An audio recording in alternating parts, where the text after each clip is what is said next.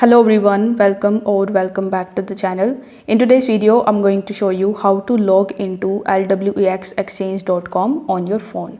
So in order to do it, first of all, you need to open your web browser in your phone, and here in the search bar, search for LWEX Exchange.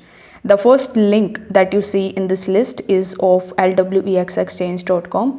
So you will have to simply click on this link. Afterwards, once you are on the home page of LWEX Exchange, you must be wondering that there is no login option available. So in order to avail that option, you will have to click on the Explore More option in the bottom, and then you will be landed on this page. Now over here in the top right hand corner, you will see login/register.